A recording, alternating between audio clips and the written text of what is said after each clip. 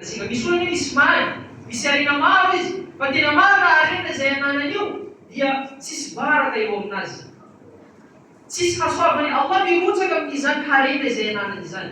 Ka amin'ny alalan'ny famoahantsika io soadaka io no mampitombo le baraka ny Allah subhanahu wa ta'ala aminatsika.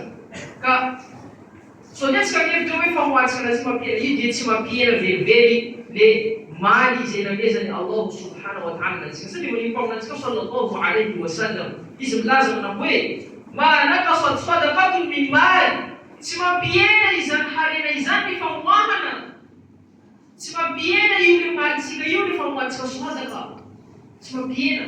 Fa au contraire izy vomeka mampitombo. Inona mbarantombotsika Allah subhanahu wa ta'ala wa ma anfaqtum min shay'in fa huwa yakhlifu wa huwa khayru raziqin. Wa ma anfaqtum min shay, na inona vokanareo na firy lantsika amin'izany sadaka zany soloany Allah subhanahu wa ta'ala, apodiny Allah subhanahu wa ta'ala.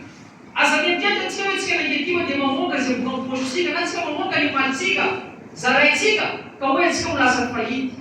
La, atsika tsy izany fahity. Manontania antsika ireo olona mpamoaka, manontania antsika ireo olona muhsinin hoe moa ve reo fahity.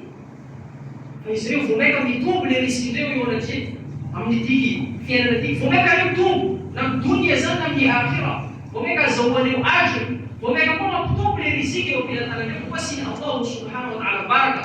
Satria fananana anankiray tsisy baraka dia tsy azonao tsirony. Ary anisan'ny fahatelo, anisan'ny fadailu sadaka ihany koa dia as-sabab lidaf'i al-bala wa najat min an-nar bi'idhnillah. Isang famoahana sadaka zany dia miaro amin'ireo karazana bala, amin'ireo karazana fitsapany Allah subhanahu wa ta'ala, miaro amin'ireo loza isan-karazany izany famoahana sadaka izany. Ary miaro antsika ihany koa amin'ny sazany Allah subhanahu wa ta'ala. Inna barantukamantsika sallallahu alayhi wa sallam dawaw mardahum bisadaqa, tsaboinareo le mararinareo amin'ny alalan'izany famoahana izany sadaka izany. Tsaboinareo na marary Rasul sallallahu alayhi wa sallam le mararinareo amin'ny alalan'ny famoahana izany sadaka izany. Ke manino antsika nankety tsy mamoaka sadaka? Moa ve tsika jiaby eo salama? Moa ve tsika jiaby eo tsisy problème? Andao antsika mamoaka izany sadaka izany mba mahatsika ireo karazana problème ndraiky mashaky maro mandalo amin'ity fiainantsika ty. Fa ao anatin'izany famoahana sadaka izany no lakile ao no vahaolana, ao no vahaolana zavatra jiaby izay ilaitsika eo anatreny Allah subhanahu wa ta'ala. Io koa namara mpaminantsika sallallahu alayhi wa sallam ittaqu an-nar walau bishikka tamr.